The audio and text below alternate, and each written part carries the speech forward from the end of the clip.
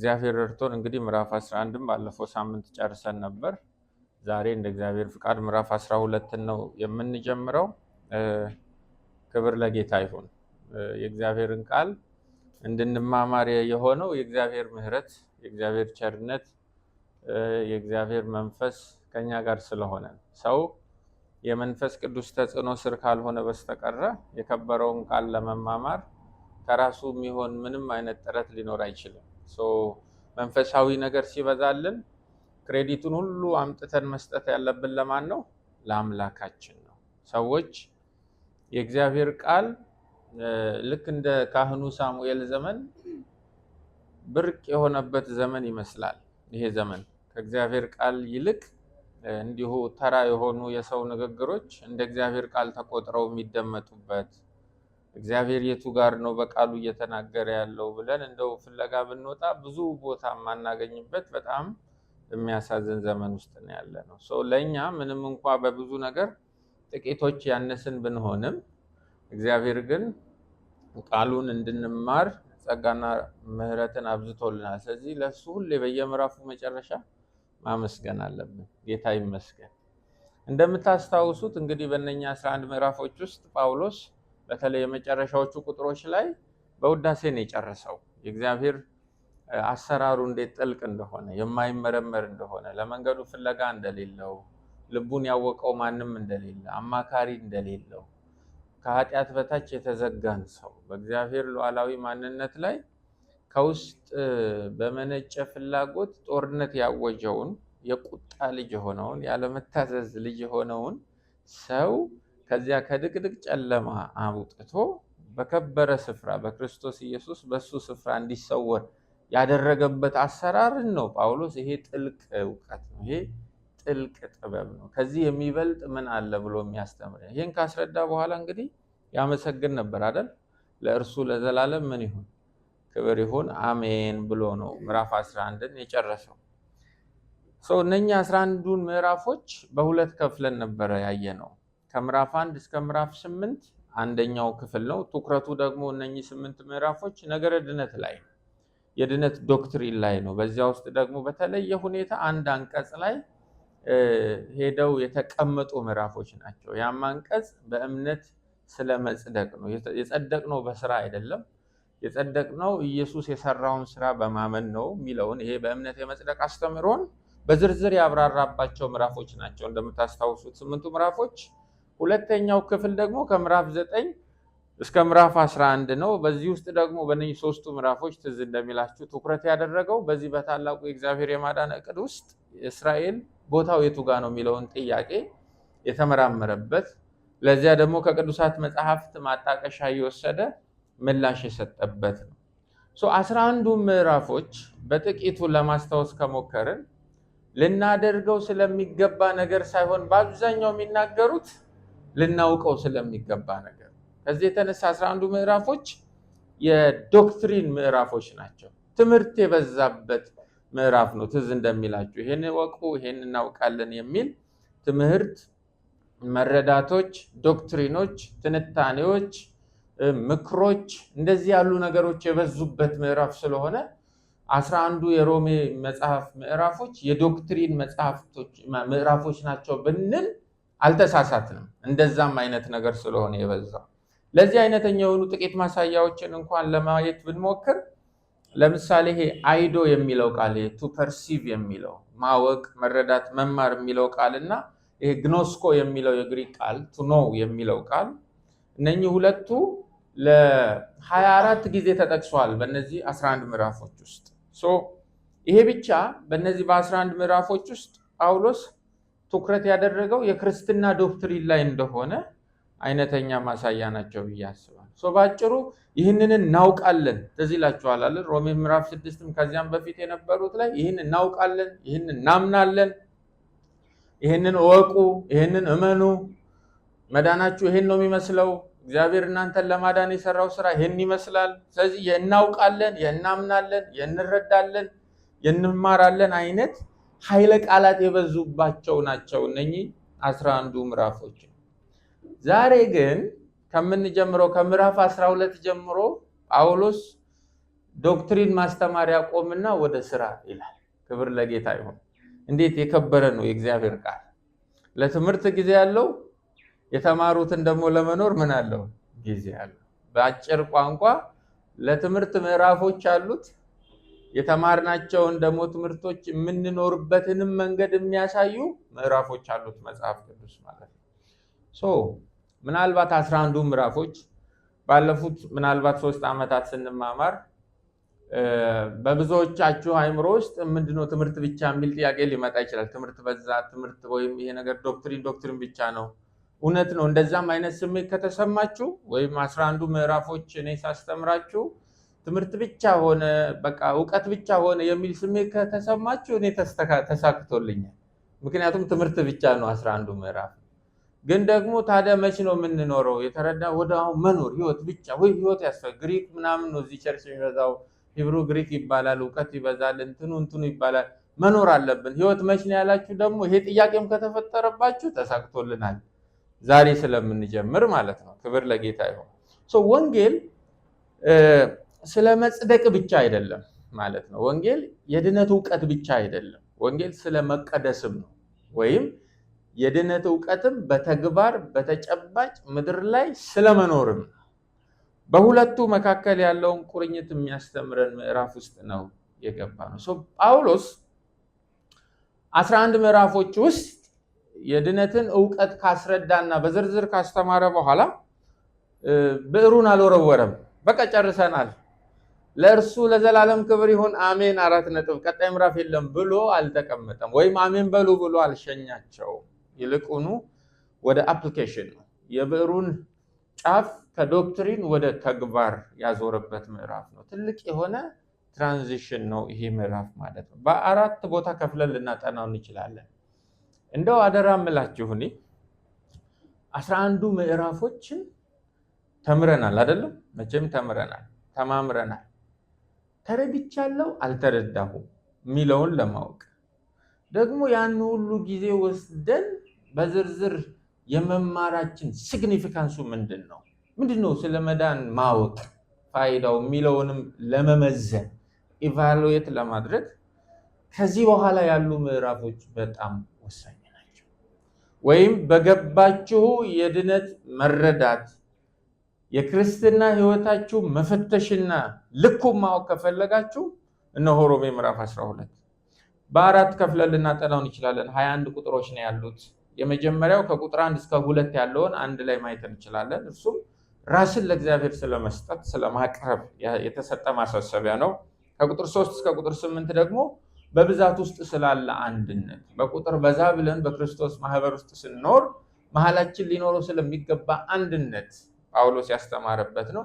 በዚያ ውስጥም ደግሞ ሊኖረን ስለሚገባ ትህትና ያስተማረበት ነው። ከቁጥር 9 እስከ ቁጥር 13 ደግሞ ወንድሞች እርስ በርሳቸው ስላላቸው ፍቅርና ግንኙነት ማሳሰቢያዎችን የሰጠበት ነው።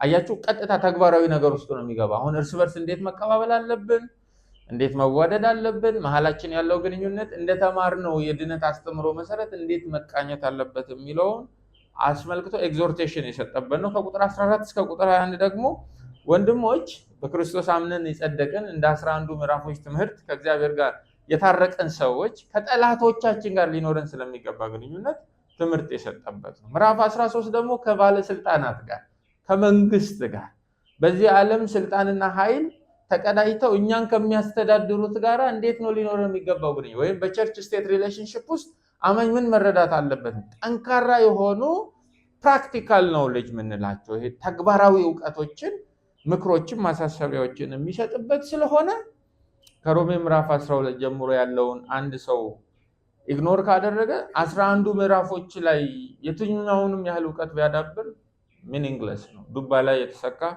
ስቴኪኒ ነው የምንሆነው። ስራ የሌለው እውቀት ብቻ ነው የምንሆነው። ከሱ ጌታ ይጠብቃል። ተማርናው ተረዳን፣ እንዴት እንኖር ነው። ሮሜ ምዕራፍ 12 ቁጥር 1 ጥቅሶቹን እያያችሁ እንድንማማር ጋብዛችኋለሁ። ትኩረታችሁንም ፈልጋለሁ። እንግዲህ ወንድሞች ሆይ ምናችሁን ነው የሚለው? በቃ ወደ መሬት ወረደ ማለት ነው። አሁን በእምነት ነው መጽደቅ ምናምን ነገር የለም።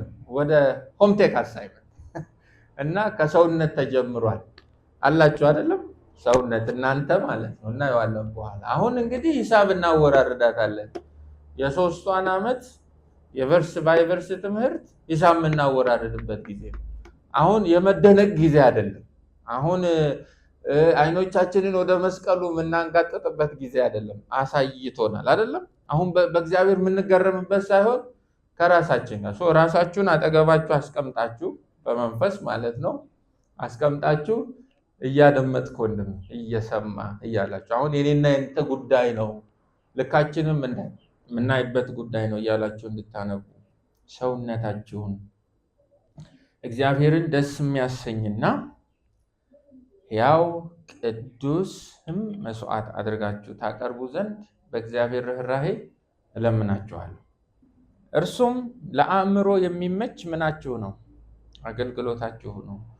የእግዚአብሔር ፈቃድ እርሱም በጎና ደስ የሚያሰኝ ፍጹም የሆነውን ነገር ምን እንደሆነ ፈትናችሁ ታውቁ ዘንድ በልባችሁ መታደስ ተለወጡ እንጂ ይህን ዓለም አትምሰሉ። እነኚህን ሁለት ቁጥሮች ለማየት እንሞክር። ቁጥር 1 4 ቦታ ከፍለን እናጥናው። ቁጥር 1 ውስጥ ተቆጠራችኋቸው በ1954 ወጥተም 21 ቃሎች ነው ያሉት። እያንዳንዱ ጌጥ ናቸው፣ በስርዓቱ መጠናት አለባቸው። ግን 4 ቦታ ከፍለን ልናየው እንችላለን። አንደኛው እንግዲህ ወንድሞች ሆይ የሚለውን ቃል የምትጽፉ እሱን ለብቻ ታጠኑታላችሁ፣ ለብቻ እንማማረዋለን። አንደኛ እሱን ነው የምናየው። ሁለተኛው የምናየው ትኩረታችን የሚሻው በእግዚአብሔር ርኅራኄ እለምናችኋለሁ የሚለው ጳውሎስ ጠንካራ ልመና እያቀረበ ነው። ደግሞ በእግዚአብሔር ርኅራኄ ነው እለምናለሁ የሚል ያለው ምን እያለ እንደሆነ መረዳት አለብን። ሶስተኛው ሰውነታችሁን እግዚአብሔርን ደስ የሚያሰኝና ሕያው ቅዱስን መስዋዕት አድርጋችሁ ታቀርቡ ዘንድ ነው የሚለው። ይሄ ነው ማሳሰቢያው፣ ይሄ ነው ማስጠንቀቂያው፣ ይሄ ነው የተሰጠን አሳይመንት። እሱን ለብቻ እናጠነዋለን።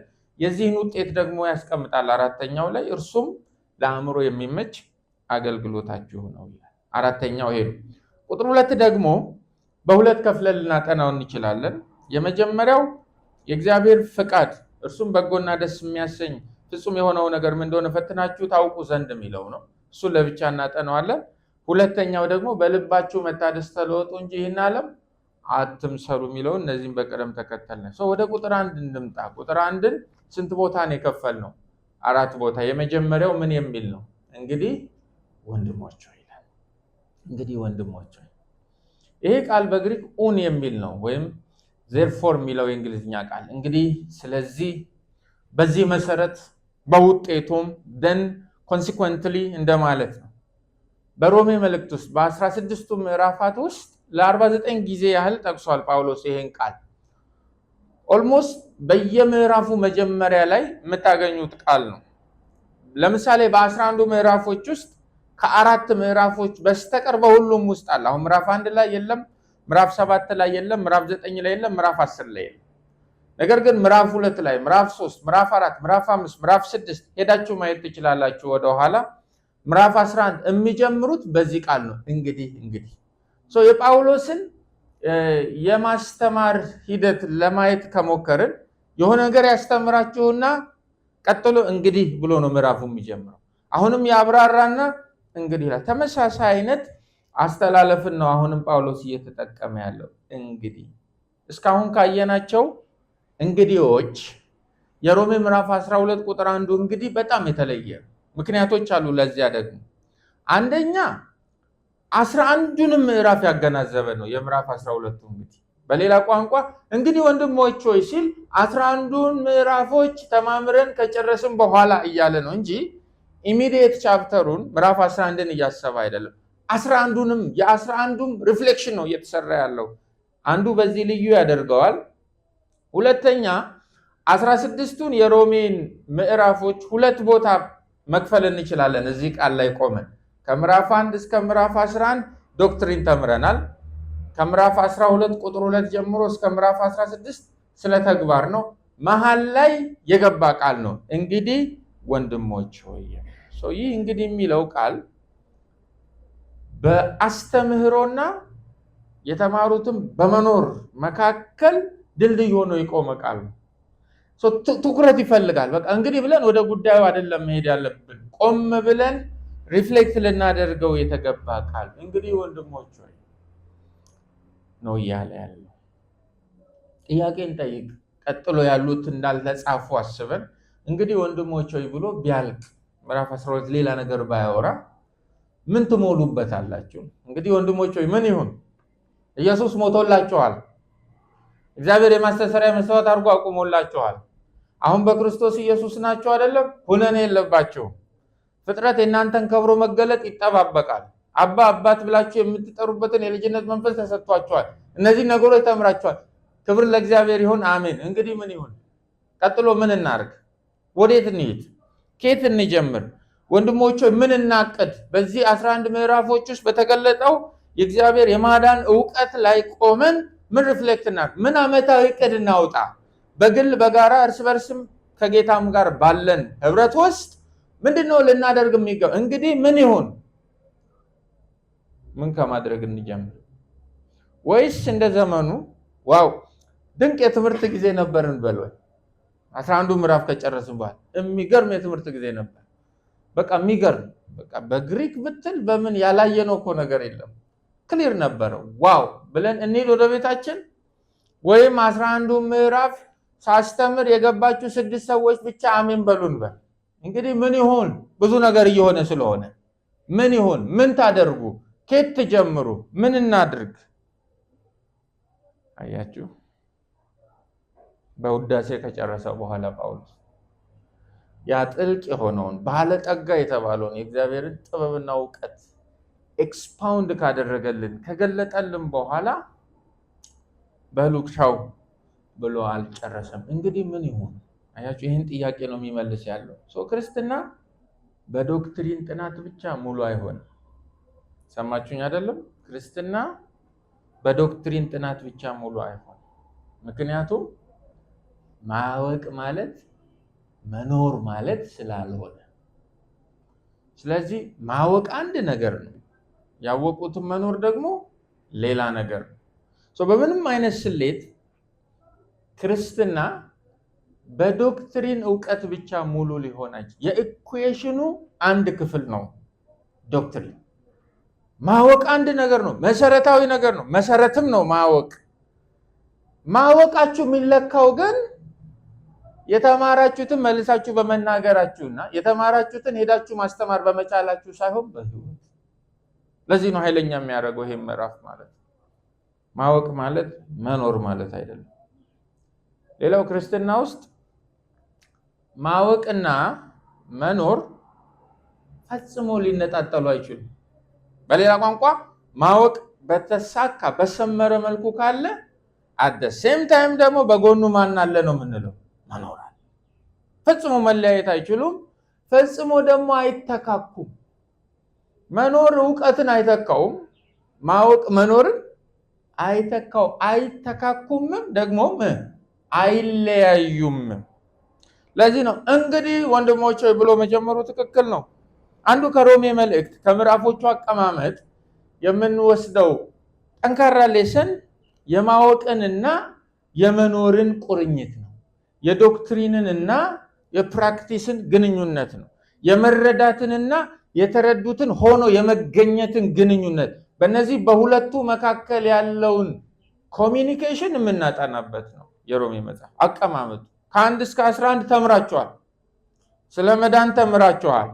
ማወቅ ያለባችሁን አውቃችኋል። ያን ብቻ አይደለም። ጳውሎስ ሲያስተምር ኦዲየንስ ውስጥ ሊፈጠር ይችላሉ ብሎ የገመታቸውንም ጥያቄ እንደራሱ ጥያቄ አድርጎ እያነሳ እንዴት ሉ ይሆናል፣ እንዴት አስቡ ይሆናል እያለም አብራርቷል። አሁን ዕውቀትን በተመለከተ ምንም ኤክስኪዩስ የላችሁም። ልታውቁት የሚገባው ምንም አልቀረባችሁም። ያወቃችሁትን ደግሞ እንዴት እንደምትኖሩ ልንገራችሁ ነው እያለን ያለው። ይህም ብትጽፉት ጥሩ ነው።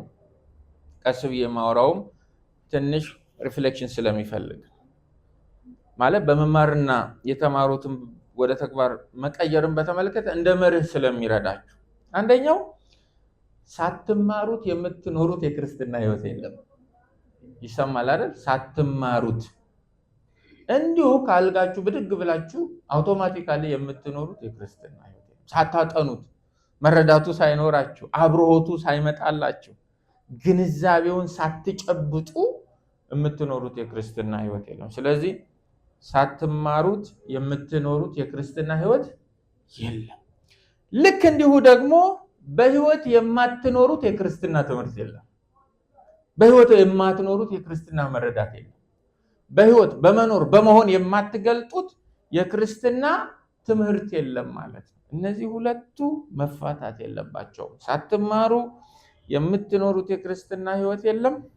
በህይወት የማትኖሩት የክርስትና ደግሞ ትምህርት የለም። እነዚህ መታወቅ አለባቸው። አንድ አማኝ የክርስትና ዕውቀቱ ላይ ከተሳሳተ አውቶማቲካሊ የክርስትና ህይወቱ ላይ ይሳሳታል።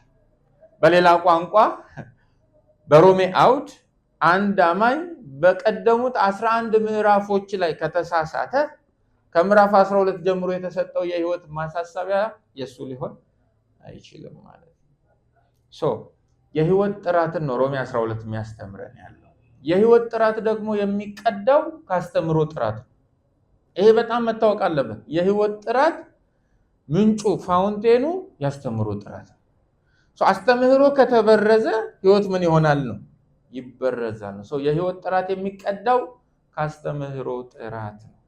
ሌላው የምትጽፉት ነገር ያስተምህሮ ጥራት ደግሞ የሚለካው በህይወት ጥራት እንጂ ቆሞ በመናገር አይደለም።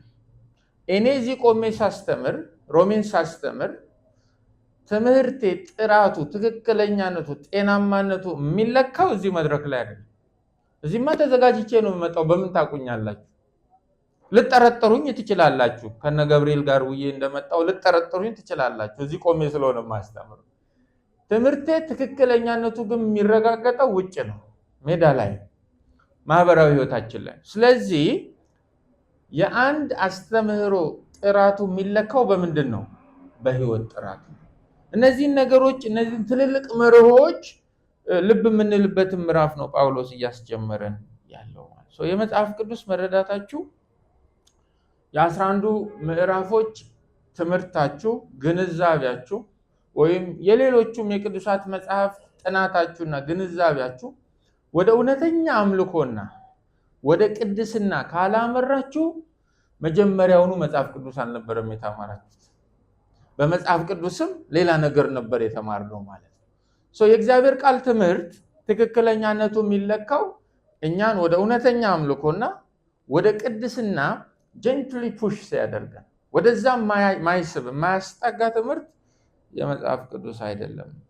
ከእንደዚህ አይነቱ የጳውሎስ የማስተማር ሂደት ይሄን ነው መረዳት የምንችለው። በእኛ እምነት ውስጥ በክርስትና ውስጥ ማወቅ ለካ ግብ አለው አይደለም? ዶክትሪን ግብ አለው። መማማር የሆነ ቴሎስ አለው፣ የሆነ ኢንድ ሪዛልት አለው። የማወቅ ግቡ በክርስቲያንደም ውስጥ ቅድስና ነው። የማወቅ ግቡ በክርስትና ውስጥ ክርስቶስ መሰልነት ነው። ፊልጵስዩስ 1:27 ላይ ለክርስቶስ ወንጌል እንደሚገባ ኑሩ ተብሎ ተጽፏል። ለየትኛው ወንጌል? በሮሜ አውድ በ11 ምዕራፎች ውስጥ የተማራችሁት የተረዳችሁት ለእርሱ ወንጌል እንደሚገባ ኑሩ። የማወቅ የመረዳት ግቡ መኖር ነው፣ ቅድስና ነው። ምክንያቱም እግዚአብሔር በቃሉ ያሰፈራቸውን በቃሉ ውስጥ የገለጠውን ጥልቅ የሆነውን ጥበቡን፣ ዕውቀቱን፣ ስራዎቹን እንድናጠናለት የሚፈልገው ወይም እንዳጠናንለት የሚገባው ስንኖር ነው። ዮሐንስ ወንጌል ምዕራፍ 13 ቁጥር 17 ይህን ብታውቁ ብታደርጉትም ብፁዓን ናችሁ ይላል። ይህን ብታውቁ አንድ ደግሞስ ብታደርጉትም ምኖች ናቸው? ብፁዓን ናቸው። ማወቅ ይጠበቅብናል። ያወቅነውንስ ደግሞ ወደ ፕራክቲካል ሪያሊቲ መተርጎም አለብን። እነዚህን አንገታችን ላይ አንጠልጥለን ነው ሮሜ ምዕራፍ 2 መጀመር ያለብን፣ እንደ እሴት ይዘናቸው ማለት ነው። ባጭሩ የሮሜን ትምህርት ቅደም ተከተል ካየነው የመጀመሪያው እናውቃለን ይበዛዋል። ይሄን ወቁ፣ እናውቃለን እንዲህ ተብሎ ተጽፏል እናውቃለን። ሁለተኛው እናምናለን፣ ያወቅነውን ደግሞ ኮንቪክሽናችን እናደርጋለን፣ እናምናለን። ሮሜ ምዕራፍ 11 መጨረሻ ላይ ደግሞ አሁን እናወድሳለን፣ ክብርን ለእግዚአብሔር እንሰጣለን። አሁን ከሮሜ ምዕራፍ 12 ደግሞ ጀምሮ እንኖራለን። እነዚህ አራቱ መዛነፍ የለባቸውም። እናውቃለን፣ እናምናለን፣ እናወድሳለን፣ ደግሞስ እንኖራለን። ከአራቱ አንዱ ጋር የሆነ መዛነፍ ከተፈጠረ የክርስትና ጎጆችን የተናጋ ይሆናል። ማወቅ ላይ ጥርት ማለት፣ ያወቁትን ማመን ላይ አቋም መውሰድ፣ ያወቅነውን ያመንነውን ደግሞ ይዘን ለእግዚአብሔር የሚገባውን አምልኮ ውዳሴ መስጠት። አሁን እዛ ጋር አያልቅም። ክብር ለእግዚአብሔር ለዘላለም ይሁን አሜን ብለን አንጨርስም። ደግሞስ መኖር አለብን። እነዚህን ነገሮች የምንማርበት ነው። እንግዲህ ወንድሞች ሆይ ሲል ትራንዚሽን ነው። አወቃችሁ አይደል? ተማራችሁ አይደል? ተረዳችሁ አይደለም? መረዳት ያለባችሁን ያህል ተረዳችሁ አይደል? እንግዲህ ወንድሞች ሆይ ቀጥሎ ደግሞ ሌላ ነገር አለ፣ መኖር የሚባል ነገር አለ ነው እያለን ያለው። ከአማርኛ የመጽሐፍ ቅዱስ ህትሞች በስተቀር በሁሉም ማለት ይቻላል እንግዲህ ወንድሞች ሆይ ካለ በኋላ ቀጥሎ የሚመጣው ቃል በእግዚአብሔር ርህራሄ ለምናችኋለሁ የሚለው ቃል ሮሜ ምዕራፍ 12 ቁጥር 1 ላይ የመጀመሪያው ያጠና ነው። እንግዲህ ወንድሞች ሆይ እሱ ትራንዚሽን ነው የሚያሳየን፣ ሽግግር የሚያሳይ ቃል ነው። እሱም በደንብ ልብ ማለት ያስፈልጋል። እሱ ላይ ተመስርተን ነው በማወቅና በመኖር መካከል ያለውን ግንኙነት ለማየት የሞከርነው። እዛ ጋር ልብ እንድንል ነው እንጂ እንደ አባባል ወስደን ፌስቡክ ላይ እንድንለጥፈው አይደለም። ለህይወታችን አቋም እንዲሆንልን ነው በዛ ረገድ ያወራሁት። እሺ እንግዲህ ወንድሞች ሆይ ካለ በኋላ ቀጥሎ የሚመጣው ምንድነው? ሁለተኛው በእግዚአብሔር ርህራሄ እለምናችኋለሁ የሚለውን ለማየት እንሞክር። እለምናችኋለሁ የሚለውን ቃል ፓራኬሌዮ የሚል ቃል ነው በግሪክ ያለው። እለምናችኋለሁ። ልመና ምን አስፈልገው ነው? ካስተማረ በኋላ እለምናችኋለሁ ምን ማለት ነው? ፓራኬሌዮ ማለት ለመምከር፣ ለማጽናናት፣ ማሳሰቢያ ለመስጠት የሚደረግ ትዕዛዝ አዘል ጥሪ ማለት ነው። ጥሪ ነው። እየጠራን ነው። በዚህ እየለመነን ነው። እየጠራን ነው፣ እየለመነን ነው። እዚህ ጥሪ ውስጥ እዚህ ልመና ውስጥ ደግሞ ትዕዛዝ አለ። ትዕዛዙም ደግሞ ለመምከር ነው፣ ማሳሰቢያ ለመስጠት። ምሰጣችሁ ማሳሰቢያ አለ። ጆሮአችሁን ስጡኝ፣ ልባችሁን ወደኔ፣ አቴንሽን ወደኔ እያለ ነው ያለው ጳውሎስ ማለት ነው። ጥልቅ የሆነውን የእግዚአብሔርን የማዳን ዕውቀት ካስረዳን በኋላ በ11 ምዕራፎች ውስጥ የሚለምነን ጳውሎስ አሜን እንድንል አይደለም። የሚለምነን ማሳሰቢያ ልስጣችሁ ነው። ለማሳሰቢያ ነው እየለመነን ያለው። ልብ ልትሉት የሚገባውን ነገር ልንገራችሁ፣ ለዚያ ደግሞ የሚገባውን አቴንሽን እባካችሁ ስጡኝ እያለ ነው። በሌላ ቋንቋ የ11 ምዕራፎች የድነት ዶክትሪን፣ የክርስትና ዶክትሪን ገብቶኛል፣ በደንብ ተረድቼዋለሁ ብላችሁ ከጊዜ ቀደመ ሳቲስፋክሽን ውስጥ እንዳትገቡ። አወቃችሁ ማለት ኖራችሁ ማለት እንዳይመስላችሁ። አእምሮ ያታልላል፣ ትሪኪ ነው። ሌሎች ወዳጆቻችሁ ያልተረዱትን የእግዚአብሔርን የማዳን ምስጢር እናንተ እንድትረዱ በ11 ምዕራፎች ውስጥ አስተምራችሁ ምናልባት የኖራችሁ መስሏችሁ እንደ ፊኛ እንዳትነፉ ልታውቁት የሚገባው ሌላ ነገር ስላለ I need your attention እያለ ነው ያለው ጳውሎስ። እለምናችኋለሁ። በጣም የሚገርመው ይሄ ቃል 11 ምዕራፎች ውስጥ የለም። አልለመንም። ከምዕራፍ 1 እስከ ምዕራፍ 11 እንዲህ ሲል አልተደመጠም ጳውሎስ። ለምን? የማወቅ ምዕራፎች ናቸው። ካስረዳ ካወቃችሁ በኋላ የሚገባውን ከተረዳችሁ በኋላ አሁን ምዕራፍ 12 ላይ እለምናለሁ 4 ጊዜ ተጠቅሷል ይሄ ቃል። አራቱም ያሉት ከምዕራፍ 12 እስከ ምዕራፍ 16 ነው። በዚህ ተግባራዊ ነገር ተጨባጫዊ ነገር በሚበዛባቸው 5 ምዕራፎች ውስጥ ነው ጳውሎስ ልመና ያለው። እለምናችኋለሁ። ምን ያህል በዚህ ምዕራፍ 12 ላይ ጳውሎስ እየሰጠ ያለው ማሳሰቢያ ሲሪየስ እንደሆነ ማወቅ ስላለብን ይሄን ቃል መተርጎም ያለብን። በቀጥታ የሰውነታችሁን ወደሚለው መገባት የለበት። ትራንዚሽኑ መሰራት አለበት። ሁለተኛ ልመናው የማሳሰቢያውን ኃይለኝነት ከፍታ የሚያሳይ ቃል ነው ማለት ነው። በቂ የሆነ ያስተምሮ ዕውቀት ከያዝን በኋላ ስለ ተግባር መጨነቅ፣ የኖሩትን የተማሩትን ስለመኖር መጨነቅ ያስፈልጋል እያለ ሊያሳስባችሁ ይገባል። የተረዳችሁትን መኖርን ስታስቡ ልትጨነቁ ሊያሳስባችሁ ይገባል። ለዚያ እለምናችኋለሁ። እለምናችኋለሁ ብቻ ግን አይደለም የሚለው ጳውሎስ። እንዴት እለምናችኋለሁ? በእግዚአብሔር ርህራሄ እለምናችኋለሁ፣ በእግዚአብሔር ምሕረት እለምናችኋለሁ ነው። ይሄም ማሳሰቢያውን የበለጠ ጠንካራ ያደርገዋል። እየተለመንን ያለነው በእግዚአብሔር ምህረት ነው እንዴ? ምን ቢሆን ነው ቀጥሎ ያለው ማሳሰቢያ? በዚህ ያህል ምንለመነው? በእኛ ሀገር ባህል ታውቃላችሁ፣ ሰው ወይ አደራ ሲሰጣችሁ ወይ ከናንተ ከባድ ነገር ሲጠብቅ ምን ይላል?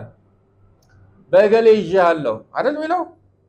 በእገሌ ይዤሃለሁ ወይ በእግዚአብሔር ይዤሃለሁ ወይ በልጆቻችን ይዤሃለሁ ወይ በዚህና በዚያ ይዤሃለሁ፣ ይህንንና ያንን ነገር እባክህ አድርግልኝ። ተመሳሳይ አይነት ሴንስ አለው ጳውሎስ። በእግዚአብሔር ምህረት በእግዚአብሔር ርህራሄ እለምናችኋለሁ። ሜርሲስ የሚል ቃል ነው በእንግሊዝኛ። ከጀቪ ፕሉራል አድርጎ ነው የሚጠቀሙ። ምህረት፣ ርህራሄ። በግሪክ አይክቴርማስ የሚል ቃል ነው ያለው። ኦይክቴርማስ ማለት በጣም የሚገርም ቃል ነው። በጣም የሚሳሳ በጣም የሚራራ አንጀት እንደማለት ነው። በሌላ ቋንቋ በራራላችሁ በእግዚአብሔር አንጀት እለምናችኋለሁ አይነት ነው ሴንሱ። ይሰማል አይደለም? ምህረትም ባገነነላችሁ በእግዚአብሔር ልብ። አይክቴርማስ እንደዛ ነው። የሚናፍቅ ልብ፣ የሚሳሳ ልብ ማለት ነው። ይቅር የሚል አንጀት እንደማለት ነው። በሱ እለምናችኋለሁ ነው ያለ። ጥያቄ ማንሳት አለብን። በጣም ቀስ ያለ ማውራት ስላለብን የምን ርህራሄ ነው? ምን አስገባው እዚህ ጋር ርህራሄ? ለምን እንዲህ አይላቸውም? እናንተ የሮም አማኞች እምነታችሁ በዓለም ሁሉ ስለተሰማች ብለው አይደለም? እንደው ስለሰበካችሁት ወንጌል እላለሁ አይላቸው። ስለተሰማው እምነታችሁ እላለሁ ወይም በዚህ ምክንያት ከናንተ በሆነ ነገር ለምናችኋለሁ አይደለም እያለ ያለው። በእግዚአብሔር ርህራሄ። የምን ርህራሄ? እግዚአብሔር የቱ ጋር ያሳየው ርህራሄ? የትኛውን ምህረት ነው ጳውሎስ እያሰበ የሚናገር ያለው? በ11 ምዕራፎች ውስጥ እግዚአብሔር እናንተን በክርስቶስ ኢየሱስ ሲያድን የተገለጠውን ያን ተረዳን ያላችሁትን ያሳስቶልናል፣ እኛን እኮ ከጨለማ ወደ ብርሃን አፍልሶናል፣ እግዚአብሔር ምህረቱ ገኖልናል ያላችሁት ያንን ምህረት እያሰባችሁ ለምናችኋለሁ። በሌላ ቋንቋ በ11 ምዕራፎች ዶክትሪኖች ይዣችኋለሁ እያለ እውነት ገብቷችሁ ከሆነ የመስቀሉ ስራ ማለት ሴንስ አድርጋችሁት ከሆነ እግዚአብሔር በክርስቶስ የሰራውን ነገር ሴንስ አድርጋችሁት ከሆነ ወይም 11 ምዕራፎች የእግዚአብሔርን ምህረት ካሳዩአችሁ የእግዚአብሔር ለእናንተ ያለውን ርህራሄ በእነኚህ ምዕራፎች ውስጥ በእውነት ግራስፕ አድርጋችሁ ከሆነ ተረድታችሁኝ ከሆነ አውቃችሁት ከሆነ በሱ ርህራሄ ለምናችኋለሁ። በዚያ በ11 ምዕራፎች ውስጥ በተገለጠው በእግዚአብሔር የማዳን ፍቅር እለምናችኋለሁ። በዚያ ሚሳሳ ልብ እለምናችኋለሁ ነው ያለው። ሲሪየስ ነው። ለጳውሎስ 11 ምዕራፎች ሲጨመቁ የእግዚአብሔር ምህረት ናቸው። ሌላ ነገር አይወጣቸው። 11 ምዕራፎች የእግዚአብሔርን ርህራሄ ነው የሚያስረዱት ለዚህ ሰው።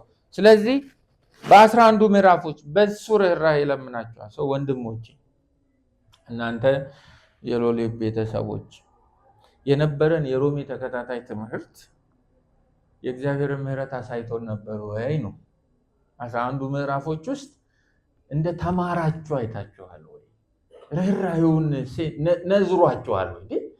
እንዲህ ነው እንደ ያዳነኝ ብላችኋል ወይ? ማለት እግዚአብሔር እናንተን ለማዳን የሄደው ርቀት ታይቷችኋል? በርቶላችኋል ወይ? ተገልጦላችኋል ወይ? ምን አይነት ሰው እንደነበራችሁ ምን አይነት ሰው እንደተደረጋችሁ ሲያስተምር ጳውሎስ መሀል ላይ የቆመውን የእግዚአብሔርን ምህረት ርህራሄ አይታችኋል ወይ? ካላያችሁት 11 ምዕራፎች የእግዚአብሔርን ምህረት ካላሳዩአችሁ በከንቱ ያለፉ ጥናቶች ነበር ያደረግነው። ተመልሰን ድጋሚ መማር ይኖርብናል ማለት ነው። ግን በዚህ በእግዚአብሔር ርህራሄ ምን አደረጋችኋለሁ? እንግዲህ እንዲህ ተማርን አይደል? አየን አይደል? እንግዲህ ወንድሞች ሆይ በእግዚአብሔር ርህራሄ ለምናችኋለሁ። ይሄ ቃል ሲገባን ነው ቀጥሎ የተሰጠው ማስጠንቀቂያና ማሳሰቢያ ግዝፈቱ አይምሯችን ላይ የሚቀመጠው ማለት ነው። በእግዚአብሔር ሮሜ ምዕራፍ 1 ላይ ነግሮናል። እግዚአብሔር ርህራሄ የወንጌሉ በነቢያቱ አፍ በቅዱሳት መጽሐፍት አስቀድሞ መገለጥ የእግዚአብሔር ምህረት ነው። ኦኬ፣ የክርስቶስ በስጋ ከዳዊት ዘር መወለድ ምንድነው? የእግዚአብሔር ምህረት ነው። ክርስቶስ በስጋ ከዳዊት ዘር ባይወለድ እንደ ቅድስና መንፈስ ከሙታን መነሳት ባይነሳ በኃይል እግዚአብሔር ልጅ ሆኖ ባይገለጥ መዳን እንችል ነበር እንዴ? የእግዚአብሔር ምህረት ነው። ምዕራፍ 1 ወንጌል የማናፍርበት መሆኑ ለሚያምኑ ሁሉ ለድነት የሆነ የእግዚአብሔር ኃይል መሆኑ የእግዚአብሔር ምሕረት ነው። የእግዚአብሔር ርህራሄ ነው የሚያሳየው። በወንጌል የእግዚአብሔር ጽድቅ መገለጡ የእግዚአብሔር ምሕረት ነው የሚያሳየው። በወንጌል የተገለጠው የእግዚአብሔር ጽድቅ ከመጀመሪያ እስከ መጨረሻ በስራ ሳይሆን አይሁዳዊ ሆኖ በመወለድ ሳይሆን በእምነት መሆኑ የእግዚአብሔር ምሕረት ነው የሚያሳየው። ከዶክትሪን ያልፋል። ከፍቷቸዋል ማውራው ነገር it's all about የእግዚአብሔር ምሕረት። ሮሜ ምዕራፍ 2 የድነት መንገዱ ድነት አክሰስ የሚደረግበት ሃይዌው አይሁዳዊ መባል አለመሆን፣ ግርዘት አለመሆን፣ የሕጉ መሰጠት የሕጉ መጠበቅም አለመሆን፣ በክርስቶስ ኢየሱስ ብቻ በማመን የሚገኝ መሆኑ የእግዚአብሔር ምሕረት። አሁን ግን በሕግና በነቢያት ሮሜ ምዕራፍ 3 የተመሰከረለት በሕግና በነቢያት የተመሰከረለት የእግዚአብሔር ጽድቅ ያለ ሕግ መገለጡ ወይም ያለ ሕግ እንዲገለጥ መፈቀዱ እግዚአብሔር ርህራሄ። በሕግ ቢሆን ማን ትድናላችሁ? ማናችን እንቀርባለን? ሮሜ 3 የእግዚአብሔር ጽድቅ በኢየሱስ ክርስቶስ በማመን የሚገኝ እንዲሆን መደረጉ የእግዚአብሔር ምሕረት። ሲምፕል መደረጉ፣ መንገዱ ስስ መሆኑ፣ ቀላል መሆኑ የእግዚአብሔር ምሕረት ነው። ቀድሞ የተፈጸመውን ኃጢአት ሳይቀጣ በትዕግስት በማለፍ ጽድቁን ለማሳየት ፈልጎ እግዚአብሔር የገዛ ልጁን ኢየሱስ ክርስቶስን በጎልጎታ ላይ የማስተሰሪያ መስዋዕት አድርጎ ማቅረቡ የእግዚአብሔር ርህራሄ ነው። የእግዚአብሔር ምሕረት ነው። የእግዚአብሔር ይቅርታ ነው። የእግዚአብሔር የሚሳሳ እንጀት የተገለጠበት ተራራ ነው። ያ ተራራ ምዕራፍ 4 የክርስቶስ ኢየሱስ ጽድቅ የእኔና የእናንተ ጽድቅ ተደርጎ መቆጠሩ የእግዚአብሔር ምሕረት ነው።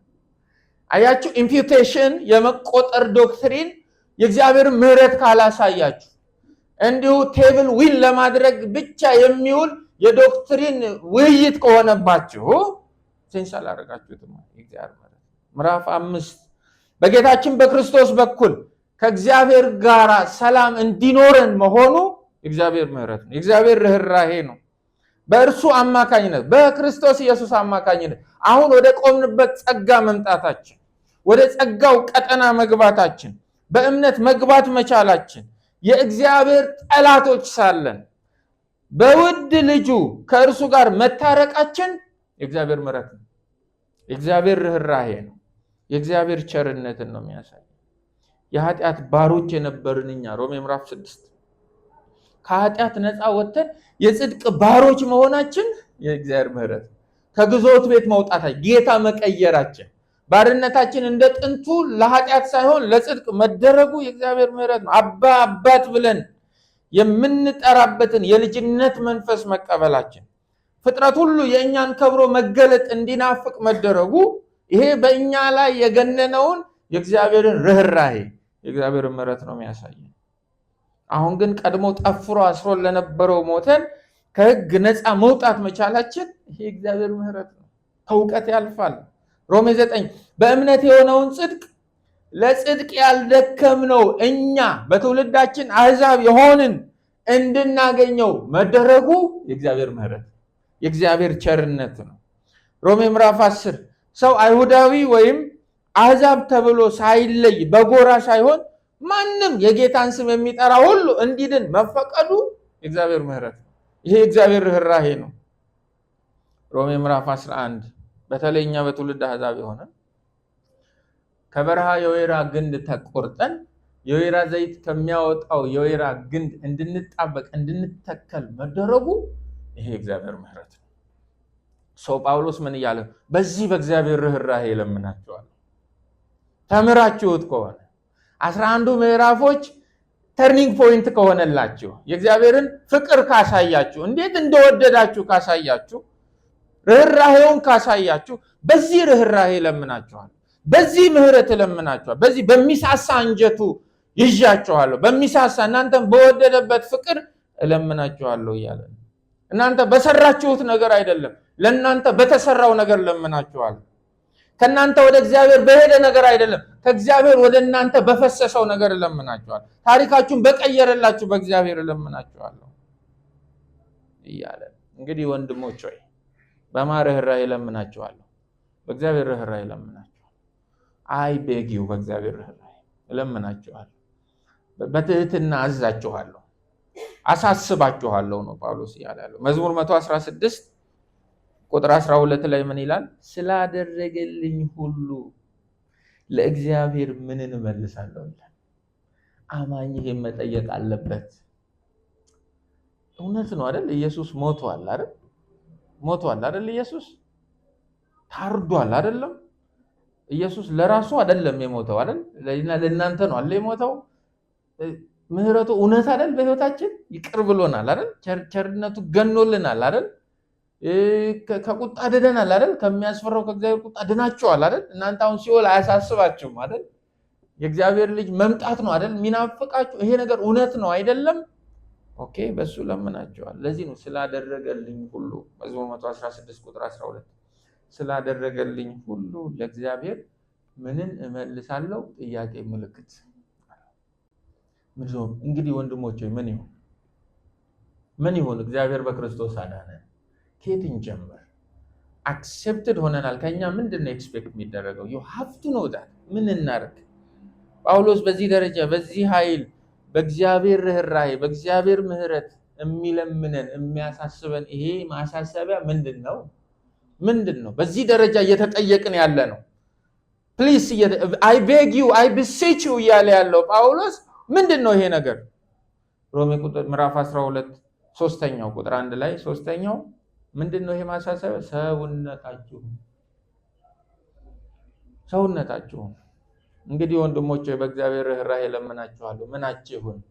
ሰውነታችሁ። እግዚአብሔር ሰውነታችሁን ፈልጌያለሁ ይላል። ፈልጌያለሁ እንዲያረኩ አይደል? በማዳኔ ተገረማችሁ አይደል? እንዴት እንደራራውላችሁ አሳየኋችሁ አይደል? በነቢያቱም በሕግም በመዝሙራትም መጽሐፍት የተቀመጡትን ተስፋዎች አሁን አካል የለበሰውን በልጄ በክርስቶስ ለእናንተ ያደረኩትን አያችሁ አይደለም? እንግዲህ ሰውነታችሁን ስጡ። እንግዲህ ወንድሞቼ በእግዚአብሔር ርህራሄ ለምናችኋለሁ። ሰውነታችሁን የመጀመሪያው የምናየው እሱን ነው። ሰውነት በጣም ነው የሚገርመው። ሁለንተናችሁን ማለት ነው።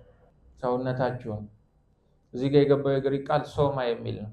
ቦዲ ነው የሚለው ግን ከራስ ፀጉር እስከ እግር ጥፍራችሁ ነው እያለ ያለው እግዚአብሔር።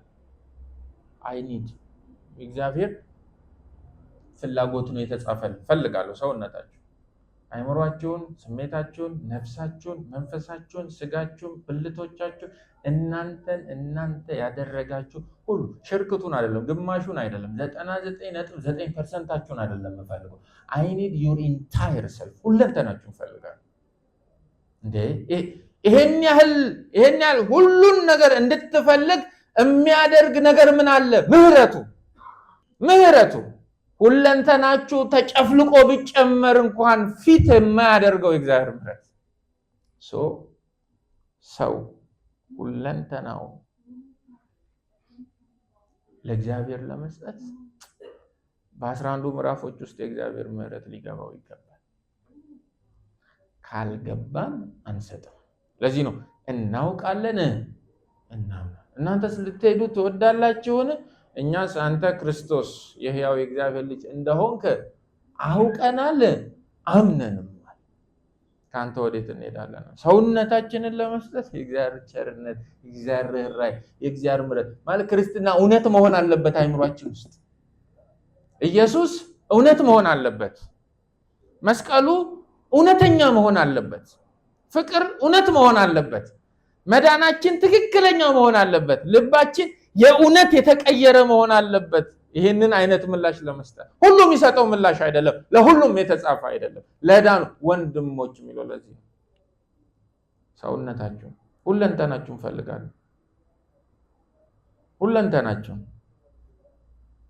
ሁለንተናችሁ ለምን? የእግዚአብሔር ምህረት ነው። ምን ልከለክሉት? ምን አልሰጥም ልትሉ? ማን ነበራችሁና? እነማን ነበራችሁና? ፕሮፋይላችሁን አስተምሬያለሁ ነው ጳውሎስ። እናንተ እኮ እንዲህ ነበራችሁ።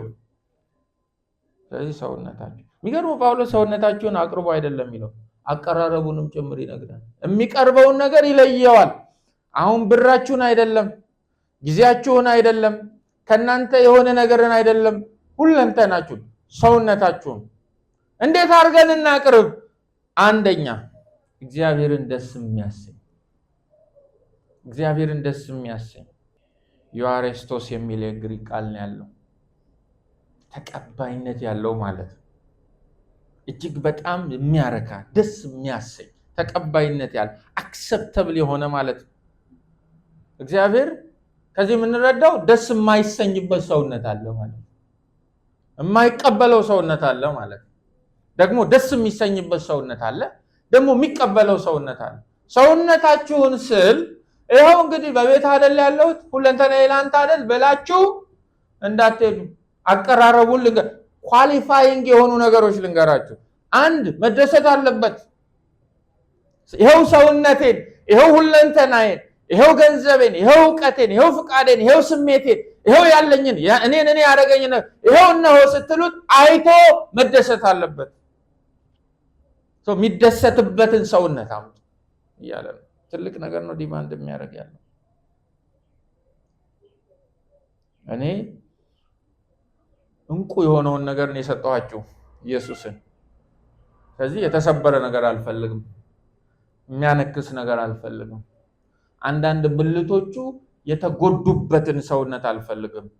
ፍሬሽ የሆነውን ሙሉ የሆነውን እኔን ደስ የሚያሰኘኝ።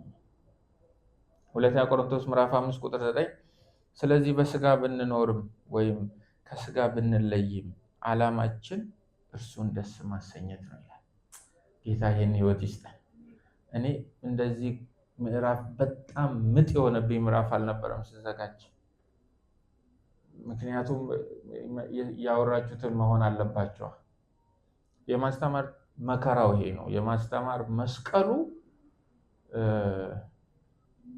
እግዚአብሔር ይረዳኛል እኖራለሁ ብላችሁ ማስተማራችሁ በጣም ነው ምጥ የሆነው። ይሄን ሁሉ ሰጣለሁ ሀውካም እንዴት ይችላለሁ ጌታ? ይሄን ሁሉ ነው የምትፈልገው? አሁን እንቁ የሆነውን ልጅን ሰጥቻችኋለሁ። ኢየሱስ የሚያነክስ በዓለም በኃጢአት የሚያነክስ ኢየሱስ አልሰጠኋችሁ። ሰልፊሽ ኢየሱስ አልሰጠኋችሁ። አልፎ አልፎ የሚፈልገኝን ኢየሱስ አልሰጠኋችሁ። ሁሉ ነገሩ ለእናንተ ቤዛ አድርጎ ራሱን የሰጠ ኢየሱስ ነው የሰጠኋችሁ። ሰው ከእናንተም ሁለንተናችሁን ፈልጋለሁ፣ ሙሉ ፈልጋለሁ። ጥያቄን ጠይቁ።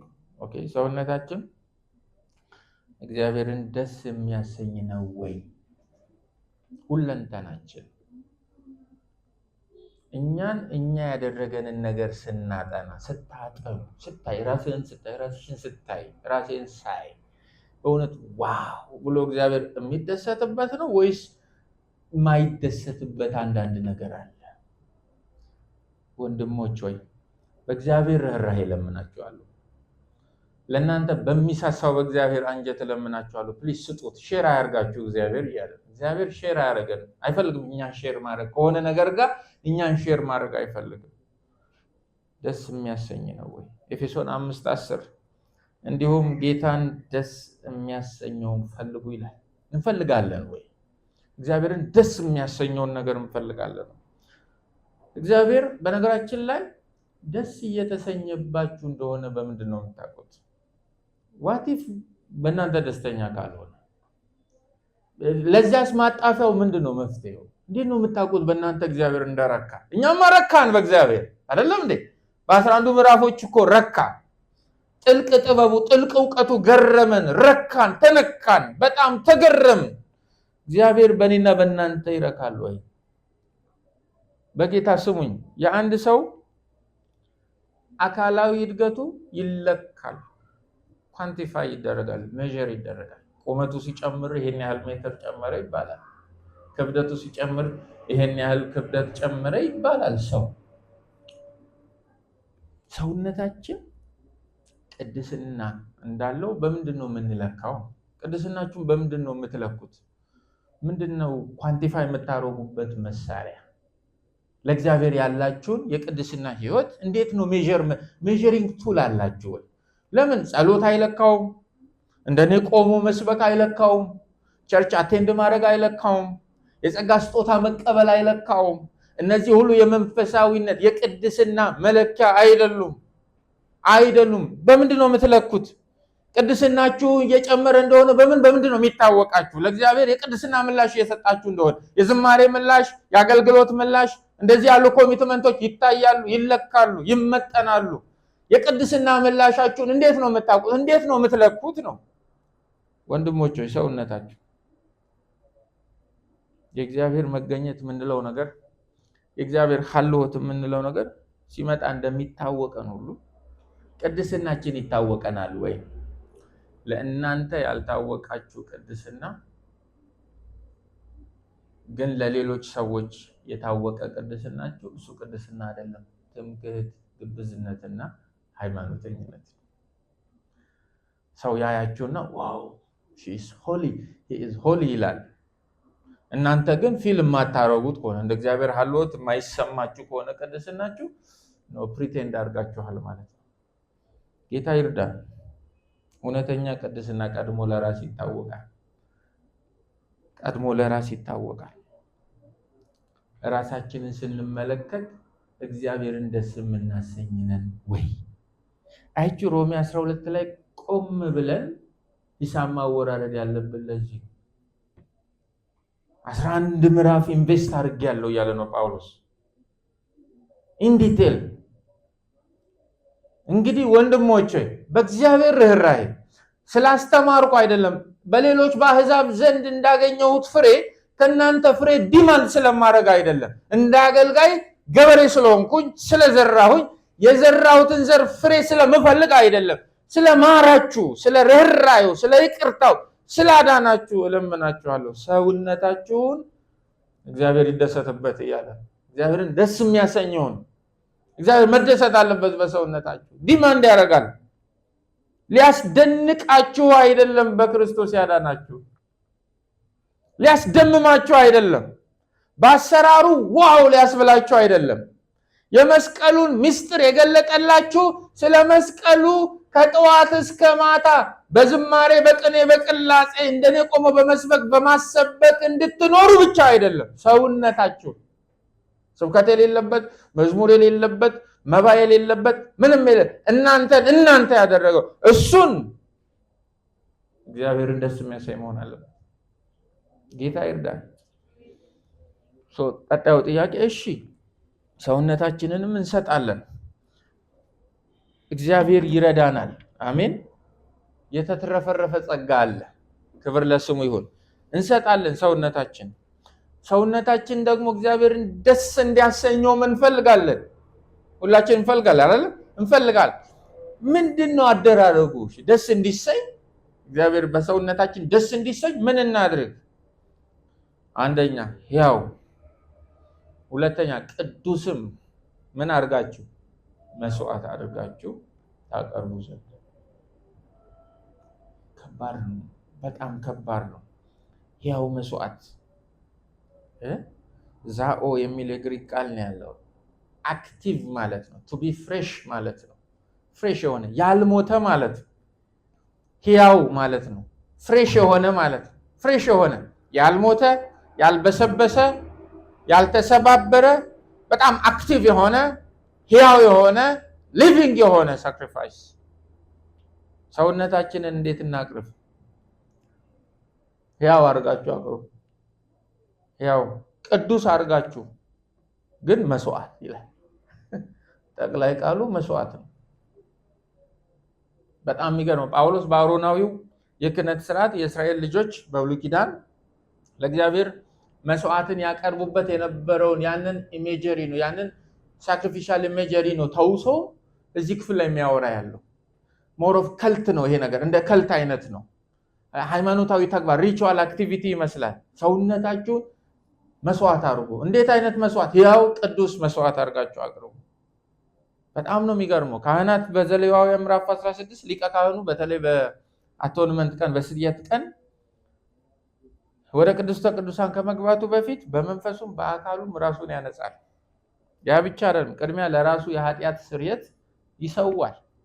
ልብሱን ታጥቦ ነው፣ ገላውን ታጥቦ የተቀደሰ ልብስ ለብሶ፣ እነዚህም ልብሶች አራቱም ቀለማቸው ደግሞ ነጭ ነበር። በዚህ ደረጃ እግዚአብሔር ሲሪየስ ነበር በፊቱ ለሚቀርቡት። ቀሚሱ፣ ሱሪው፣ መታጠቂያው፣ መጠምጠሚያው ነጭ ነው። ዘሌዋውያን 16 ቁጥር 4 ላይ የተቀደሰውን የበፍታ ቀሚስ ይልበስ፣ የበፍታውም ሱሪ በገላው ላይ ይሆን፣ የበፍታውን መታጠቂያ ይታጠቅ፣ የበፍታውን መጠምጠሚያ ይጠምጥም። እነዚህ የተቀደሱ ልብሶች ናቸው። ገላውንም በውሃ ታጥቦ ይልበሳቸው ይላል። ልብሱ ነጭ ይሁን ንጹህ ይሁን፣ ገላው ንጹህ ይሁን ይላል። ከሊቀ ካህኑ ነው የሚጀምረው እና በዛ ቀን ለእስራኤል ልጆች ሁለት መስዋዕት ያቀርባል ሊቀ ካህኑ። አንደኛው የኃጢአት ስርየት ነው፣ የሲን ኦፈሪንግ ነው። ሁለተኛው ደግሞ የሚቃጠል መስዋዕት ነው፣ ይሄ በርንት ኦፈሪንግ የምንለው። አንደኛው ስርየትን፣ መዳንን፣ ከእግዚአብሔር ጋር መታረቅን ይወክላል። ሁለተኛው ደግሞ አምልኮን ይወክላል፣ የሚቃጠለው መስዋዕት። ዘሌዋውያን 16:5 ከእስራኤልም ልጆች ማህበር ለኃጢአት መስዋዕት 2 አውራ ፍየሎች፣ ለሚቃጠል መስዋዕት 1 አውራ በግ ይውሰድ ይላል። ሮሜ ምዕራፍ 3 እዚህ ይላቸዋል። 2 አውራ ፍየሎች፣ አንደኛው የህዝቡን ኃጢአት ይሸከማል፣ የኃጢአት ስርየት እንዲወርድ ይታረዳል። ሁለተኛው ደግሞ ከመንደር ወጥቶ በረሃ ላይ ይጣላል፣ ታርዶ ይለቀቃል እዛ። ምክንያቱም የህዝቡን የእግዚአብሔር ኃጢአትን ከህዝቡ ማስወገዱ በቃ ሰማይ ከምድር እንደሚርቅ እግዚአብሔር ኃጢአታችን እንደዚህ ምን አደረገው? አስወገደው፣ አራቀው። የኃጢአትን ኤክስፒዬሽን፣ ይሄኛው ፕሮፒሺዬሽን ስርየትንም ማስተሰሪያ አድርጎ ነበር ይህን ስርዓት የሚፈጽምላቸው ጳውሎስ። እሱኛውን ለኃጢአት የሚቀርብን መስዋዕት አይደለም ሮሜ 12 ላይ እያወራ ያለው ስለ ኃጢአታችን መስዋዕት ሆኖ የቀረበ በግ አለ። እሱም የእግዚአብሔር በግ ነው፣ ኢየሱስ ክርስቶስ ነው። ስለዚህ ሲን ኦፈሪንግን አይደለም እዚህ ቁጥር 12 ምዕራፍ 12 ቁጥር 1 ላይ እየጠቀሰ ያለው በርንት ኦፈሪንጉን ነው። ይሄ አውራ በጉን ነው የሚቃጠል መስዋዕት ሆኖ ለአምልኮ ለእግዚአብሔር የሚቀርበው ነው። እግዚአብሔር አቅርቡልኝ፣ አቃጥላችሁ ሰውልኝ፣ ይሄ ለእኔ እንደ አምልኮ ነው ያለውን የአውራውን በግ ተቃጥሎ መሰዊያ ላይ መቅረብን ያንን ሜታፎር ወስዶ ሰውነታችሁን ይላል። ሰውነታችሁ ከባድ ነው። ገላችሁት አይልም አይደል? ያው በብሉይ ኪዳን የሚቃጠል መስዋዕት ሆኖ ይቀርብ የነበረው አውራ በግ ተገድሎ ነው መሰዊያው ላይ የሚቀርብ እንዲቃጠል። አሁን ታዲያ ጳውሎስ ምን እያለን? ያው መስዋዕት አድርጋችሁ ምን በግ ነው የምናቀርብ? አይደለም። ለኃጢአት ስርየት ነው ኢየሱስ ሞቶላችኋል፣ እሱንም አይደለም። ማንን ነው የምናቀርበው? ሰውነታችሁን። ምን አድርገን? የሚቃጠል መስዋዕት። ታዲያ ሞተን ነው የምንቀርበው? አይ ሕያው እንዳላችሁ ሕያው እንደሆናችሁ። አንድ መስዋዕት እንደ ብሉይ ኪዳን ሳይገደል አይቀርብም። አዲስ ቋንቋ ነው ጳውሎስ እያስተማረ ያለው። ሕያው ሆኖ ይቅረብ። ሞቶ በሚቀርበው በብሉይ ኪዳኑ በዘሌዋውያኑ በአውራው በግ መስዋዕትና ሕያው ሆኖ ይቅረብ እየተባለ ያለው በሮሜ 12 በሰውነታችን መካከል ያለው ግንኙነት ምንድነው? የሆነ ከነሐስ የተሰራም ይሁን ብቻ ከሆነ ነገር የተሰራ መሰዊያ አይምሯችሁ ላይ እንድትስሉልኝ ይፈልጋሉ። መሰዊያ እንድትስሉልኝ ይፈልጋሉ። መሰዊያው ላይ የሚቃጠል መስዋዕት አድርገው የሚያቀርቡት አውራ በግ ይገደላል፣ ይታረዳል፣ ይታጠብና በወይንና በዘይት ተደርጎ እንዲቃጠል ነው የሚደረገው። አሁን እዚያ መሰዊያ ላይ የሚቃጠል መስዋዕት ሆኖ ይቀርብ የነበረው አውራ በግ ነው ድሮ። አሁን ግን እናንተ እንግዲህ ወንድሞቼ በእግዚአብሔር ርኅራኄ ለምናችኋል፣ ሰውነታችሁ አንደኛ እግዚአብሔር ደስ የሚያሰኙን፣ ሁለተኛ ሕያው ቅዱስ መስዋዕት አድርጋችሁ አቅርቡ። መሰዊያ ላይ በሕይወት ቁጭ በሉ እያለ መሰዊያ ላይ በሕይወት ቁጭ በሉ። እንዴ ታዲያ መሰዊያው ላይ ቁጭ ብለን አንዳንዴ እንወርዳለን ማለት ነው? ሁሌ መሰዊያ ላይ አይ እሁድ ቁጭ ብዬ መሰዊያው ላይ ሰኞ ደግሞ ወጣ ገባ ብልስ ነው? ፐርማነንት ይሆን ኮንስታንት ሁሌ ላይ ይፈልጋለሁ ላይ ይፈልጋል። ምን ላይ? መሰዊያ ላይ። ሞቼ ነው እንደበግ ነው ሕያው ሆነ እየሰራ መስሪያ ቤት እየሰራ እየወጣ እየገባ ትዳር መስርተ ልጆች እያሳደግ ከፀሐይ በታች ከመሬት በላይ በሁሉም ነገር ውስጥ ባለበት የህይወት ጥሪ አገልግሎት በየትኛውም የላይፍ ሴቲንግ ውስጥ እየኖር ግን ፋውንዴሽን ቦታ ያንተ መቀመጫ መሰዊያ ላይ ያው መሰዊያው ላይ ገንዘባችሁን ወርወራችሁልኝ አትሄዱ እያለ ነው። መሰዊያው ላይ ዝማሪያችሁን አስቀምጣችሁ ብቻ አትሄዱ። መሰዊያው ላይ አሜንታችሁን ብቻ አስቀምጣችሁ አትሄዱ። መሰዊያው ላይ ለአገልግሎት የምትሰጡትን ጊዜ ብቻ አስቀምጣችሁ አትሄዱ። መሰዊያ ላይ እኔ እነዚህን ነገሮች አልፈለኩም፣ እነዚህንም ነገሮች አልጠየቅኩም። መሰዊያ ላይ ሰውነታችሁ እንዴት አድርገን ህያው አድርጋችሁ ፍሬሽ አድርጋችሁ አክቲቭ አድርጋችሁ ህያው ሆኖ ፍሬሽ ሆኖ በብሉይ ኪዳን የሚቃጠል መስዋዕት ሆኖ የሚቀርበውን አውራ በግ እግዚአብሔር ይመርጥ ነበር። እግሩ የተሰበረውን ሲያመጡለት መልሱ ይላል። ያነከሰውን ሲያመጡለት መልሱ ይላል። አልፈልግም፣ ንጽህናውን ያጣውን አልፈልግም እና ንጹህ የሆነውን እግሩ የማያነክሰውን አይኑ ያልፈሰሰውን አንዳንድ ብልቱ ያልተወሰደውን ያልቆሰለውን ፍሬሽ የሆነውን ዛኦ የሆነውን እሱን ሰዋልኝ፣ እሱን እረድልኝ ይላቸው ነበር። ሕያው ብቻ ደግሞ አይደለም፣ ቅዱስ የተባለው ለዛ ነው። የተቀደሰ የተለየ ሰው ሕያው ቅዱስ ሆናችሁ ሰውነታችሁን መሰዊያ ላይ አስቀምጡ። ምን ማለት ነው? ይሄ ማለት አንዳንድ እግራችሁ እንዳያነክስ በኃጢአት የተዘረፈ ብልት አይኑራችሁ፣ አይናችሁን ለስት እንዳያፈሰው፣ ምላሳችሁን ውሸት እንዳይገለው፣ አይኑራችሁን ሐሰት እንዳያበላሸው እንዳያቆሽሸው የተዘረፉ ብልት። በነገራችን ላይ መሰዊያው ላይ ስንሆን ሕያው ሆነን መሆን አለብን። የተቀደስን ሆነን መሆን አለብን። ለምን? እያንዳንዷን ብልት እያስጠጋ ያሸታል እግዚአብሔር። አይንህ እንዴት ነው? ለስት የለውም፣ ይሄ ደስ ያሰኛል። ምላስሽ እንዴት ነው? ሐሜት የለውም፣ ውሸት የለውም፣ ይሄ ደስ ያሰኛል። እግሮችህ እንዴት ናቸው? አይ ክፋት ጋር አይሮጡም፣ ይሄ ደስ ያሰኛል። ጆሮህ እንዴት ነው? ያገኘኸውን አትለቃቅምም፣ የቃሉን ድምፅ ለመስማት የተሟሸ ነው፣ ይሄ ደስ ያሰኛል። እያንዳንዱን ብልት ፒክ እያደረገ ያሸተዋል፣ ያየዋል። ኤክስፔክት የተደረግነው ትልቅ ነገር ነው። ቋሚ ያው ቅዱስ የሆነ ለምን? እግዚአብሔር የማይቀበለው መስዋዕት ነበር በብሉይ ኪዳን። መሰዊያው ላይ የቀረበን ነገር ሁሉ አይቀበልም። መሰዊያው ላይ የሚቀርብለትን መስፈርት እሱን ያዘጋጀው። ከመስፈርቶቹ ዋናዎቹን ጳውሎስ እየነገረን ያለው ያው አሞጽ 5 ላይ ከቁጥር 1 ጀምሮ ዓመት በዓላችሁን ጠልቼዋለሁ ተጸይፌውማለሁ፣ የተቀደሰውን ጉባኤያችሁ ደስ አያሰኘኝም። የሚቃጠለውን መስዋዕታችሁን የእህሉን ቁርባናችሁን ብታቀርቡልኝም እንኳ አልቀበለውም። ለምስጋና መስዋዕት የምታቀርቡልኝን የሰቡትን እንስሶች አልመለከትም። የዝማሬህንም ጩኸት ከእኔ ዘንድ አርቅ፣ የመስንቆህንም ዜማ አላዳምጥም ብሏል። ይመርጣል፣ ሁሉን አያግበሰብስም። አሜን ሁሉ እግዚአብሔር ጋር አይገባም። ምልልስ ሁሉ በእግዚአብሔር ዘንድ እውቅና አያገኝም። ደስ መሰኘት አለብኝ። አያችሁ፣ አስተምሮን ማዳኑን ገልጦልን አሁን ምን ዲማንድ እያደረገ እንደሆነ መኖር አለባችሁ። እኔ በሰጠሁት ኮንዲሽን፣ እኔ ባስቀመጥኩት ዳይሬክሽን እያለ ነው ያለው። ቅዱስ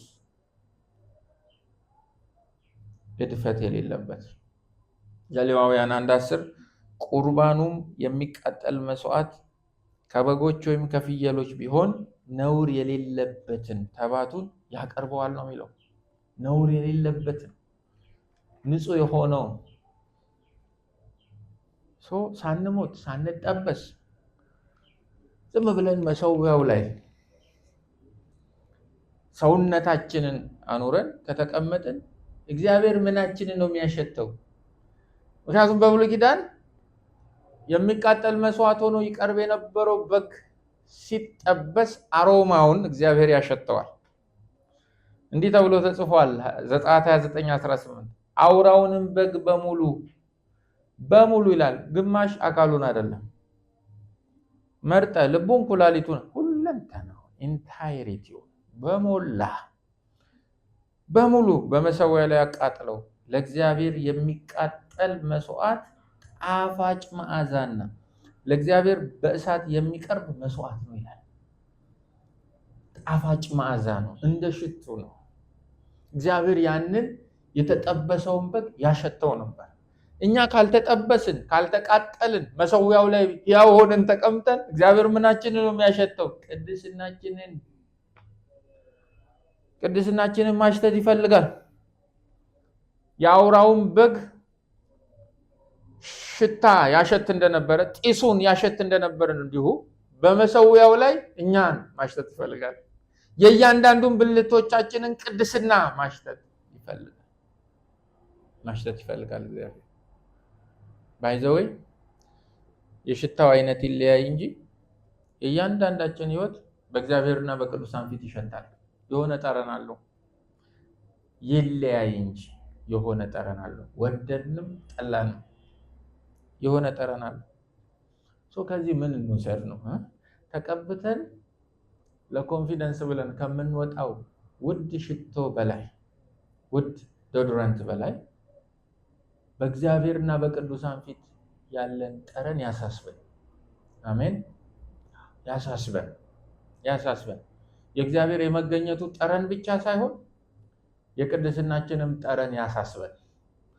ለምን? እግዚአብሔር ዲማንድ አድርጎታል፣ ፈልጎታል። ማሽተት ፈልጋለሁ እያለ ነው። ማንን ነው ማሽተት የምፈልገው? ልጅን በማውስጥ ባንተ ውስጥ ሕያው ቅዱስ የሚለው ቃል ይህንን ህይወታችን ምልልሳችን ለእግዚአብሔር ጣፋጭ መዓዛ እንዲሆን የእግዚአብሔር ጸጋ ይፍሰስልን። ጣፋጭ ከአገልግሎት ይበልጣል። ይሄ ከጥሪም ይበልጣል። ከአገልግሎት ጥሪ ይበልጣል። ከጸጋ ስጦታዎች ይበልጣል። ነቢይ ከመሆን ሐዋርያ ከመሆን ይበልጣል። በነገራችን ላይ ልሳን ከመናገርም ይበልጣል። ከነዚህ ሁሉ ነገር የሚበልጠው ነገር ሰውነትን ያው ቅዱስ አድርጎ እግዚአብሔርን ደስ የሚያሰኝ አድርጎ መሰዊያው ላይ ማኖር ይበልጣል። ይሄን አጥብቆ መፈለግ፣ ይሄን አጥብቆ መራብ፣ ይሄን ግብ ማድረግ የሁላችን ይሆን። በእግዚአብሔር ርህራሄ ስለተጠየቀ ምሕረት ገብቶኛል ካላችሁ፣ ርህራሄ ገብቶኛል፣ የመወደዴ ጥልቀቱ በርቶልኛል ካላችሁ ኢሚዲየትሊ የምታደርጉት ሰውነታችሁን መሰዊያ ላይ ማቅረብ። ቶሎ የሚመጣው አውቶማቲክ ምላሹ ያ ነው። ለዚህ እግዚአብሔር ይርዳን። ህይወታችሁ፣ ምልልሳችሁ፣ ሰውነታችሁ፣ ሁለንተናችሁ ለእግዚአብሔር ጣፋጭ መዓዛ ከሆነ ለዓለም ደግሞ መራራ ነው ሽታው። ለዓለም መራራ ነው የሚሆን። ህይወታችሁ፣ ምልልሳችሁ፣ መውጣት መግባታችሁ፣ ሰውነታችሁ ለዓለም ጣፋጭ መዓዛ ከሆነ ለእግዚአብሔር የሚከረፋ ነው። ሁለተኛ ቆሮንቶስ ምዕራፍ 2 ቁጥር 15 ላይ በሚድኑቱና በሚጠፉቱ ዘንድ ለእግዚአብሔር የክርስቶስ መዓዛ ነን ተብሎ ተጽፏል። እግዚአብሔር እንዲህ አድርገን እግዚአብሔር እኛን ሲያሸተን የክርስቶስ አሮማ ነው ከኛ የሚወጣው። እኛን ሲያሸተን የሚመነጨው መዓዛ፣ ወደ አፍንጫው የሚሽመለመለው መዓዛ ኢየሱስን ይሸታል እያለ ነው። ስለዚህ ይሄ ጠረናችን፣ ይሄ ሽታችን በሚድኑቱና በሚጠፉቱ መካከል እንድናልፍ አድርጎናል። ለሚድኑት የህይወት ሽታ ነው የምንሸታቸው የእግዚአብሔር ልጆች ስለሆኑ፣ ለሚጠፉቱ ለወንጌል ልባቸውን ለቆለፉቱ ግን የሞት ሽታ ነው የምንሸታቸው። ምክንያቱም ለዓለም መራራ ነው የእግዚአብሔር ጠረን እያለ ነው። አያችሁ፣ ያው ብቻ አይደለም፣ እግዚአብሔርን ደስ የሚያሰኝ ብቻ አይደለም፣ ደግሞ ቅዱስም መሆን አለበት እያለ ነው። ይሄ ሆም ቴክ አሳይመንት ነው። የእግዚአብሔርን ጸጋ ለቅድስና ጥሩት። የእግዚአብሔርን ሀልወት ለቅድስና ጥሩት። ጉባኤ ለማሞቅ አይደለም። ካለንበት ዲፕሬሽን ለመውጣት የሚመጣ መንፈስ ቅዱስ አይጠቅመንም። ስሜት ለማቀየር ለማነቃቃት አንጥራው። እግዚአብሔርን ለመቀደስ እንጥራው። ሀልወት ያስፈልገኛል፣ መገኘት ያስፈልገኛል። ክብርህ እንደተጠቀጠቀ ደመና በዚህ ጉባኤ ውስጥ እንዲገኝ ለምንድን ነው የምፈልገው? ሰውነቴን ምን ሕያው አድርግልኝ፣ ቅዱስ አድርግልኝ፣ እግዚአብሔር የሚደሰትበት አድርግልኝ። የተማረኩ ብልቶች አሉ። ምላሴ ወዲህ ወዲያ ይላል፣ እግሬ ወዲህ ወዲያ ይላል፣ ልቤ ሌላ ነገር ነው፣ አይምሮዬ ሌላ። ሁለንተናዬን ቀድሰው። የዛገ ነገር አለ፣ የበሰበሰ ነገር አለ፣ የቆሰለ ነገር አለ። ከውጭ መጥቶ ተውሳክ የተቀመጠበት አንዳንድ ብልት አለ። so this is why I need you መንፈስ ቅዱስ። ለዚህ ነው ጸጋ የምፈልገው እንበል።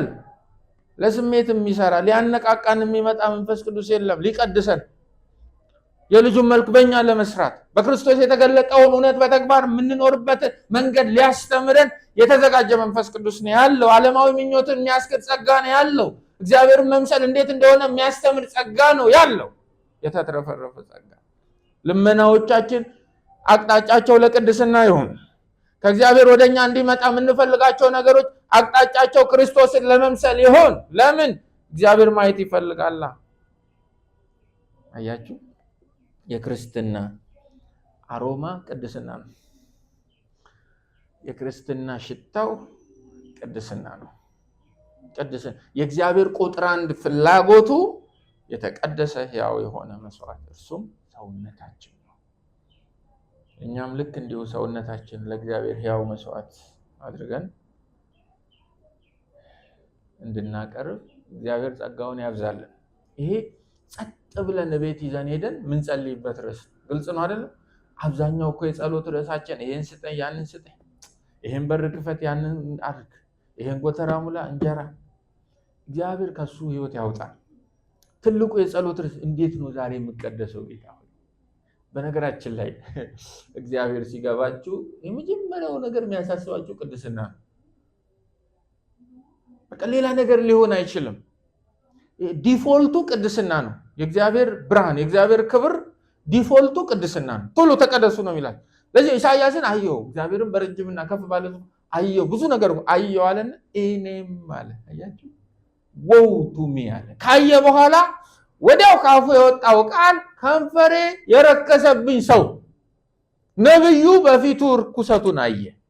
እኔ ብቻ አይደለው ከንፈራቸውም በረከሰባቸው ሰዎች መካከል ነው የምኖረው። ስለዚህ እግዚአብሔር ዕውቀት በ11 ምዕራፎች የተገለጠው ዕውቀት እንደገባችሁና እንዳልገባችሁ ማወቅ ከፈለጋችሁ ሚዛኑ ይሄ ነው። ሰውነታችሁን ለቅድስና ለማቅረብ መነሳሳቱ ይዟችኋል ወይ? መስቀሉን አይተን መደነቅ ብቻ አይደለም። እንዴት ነው ይሄንን መስቀል የሚመጥን ህይወት ምኖረው ካላስባለን በቃ ከባድ ነው።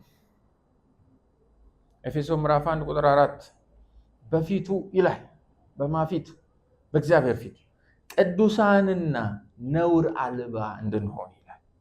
ለዚህ አልቲሜት ፐርፐስ እግዚአብሔር በፊቱ ቅዱሳንና ነውር አልባ እንድንሆን ዓለም ከመፈጠሩ አስቀድሞ በእርሱ መርጧል። በክርስቶስ የተመረጣችሁበት አልቲሜት ዓላማው ዓለም ሳይፈጠር እግዚአብሔር በክርስቶስ በፍቅር በክርስቶስ ስራ እናንተን የራሱ ንብረት ያደረገበት አይነተኛው ዓላማ በፊቱ ቅዱሳን እንድትሆኑ፣ በፊቱ ነውር አልባ ዊዛውት ብሌሚሽ እንድትሆኑ ነው።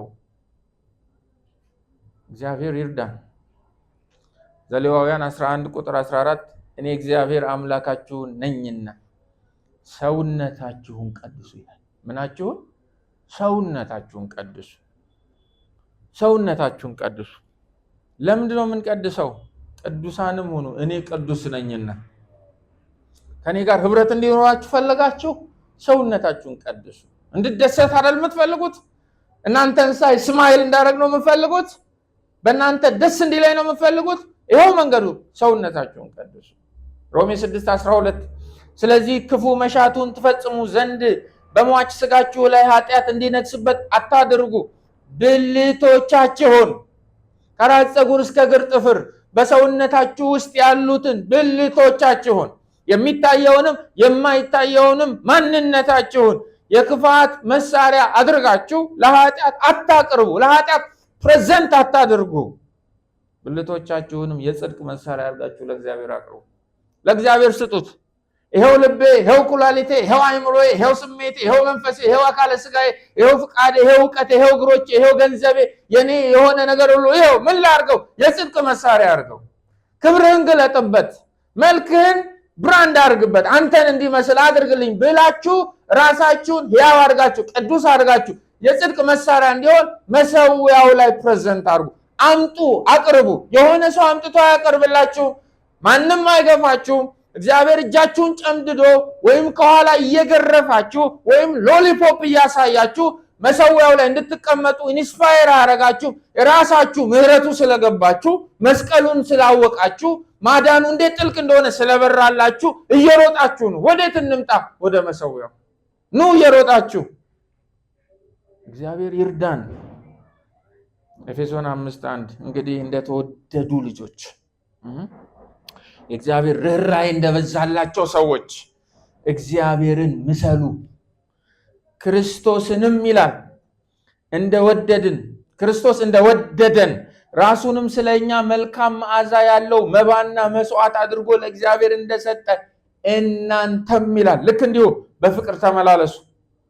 ማንኛውም የዝሙት ወይም የርኩሰት ወይም የስስት ነገር ከቶ በመካከላችሁ አይነሳ፣ ይህ ቅዱስ ለሆነው ለእግዚአብሔር ሕዝብ አይገባምና።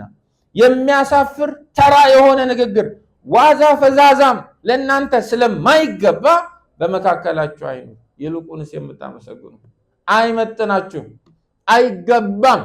11 ምዕራፎች ይሄን ዲዘርቭ አያደርጉም። የመስቀሉ ስራ ይሄን ዲዘርቭ አያደርግም። ርኅራኄ ይሄን ዲዘርቭ አያደርግም። ሰዋት ፕሬዘንት ሁለንተናችሁን አቅርቡ።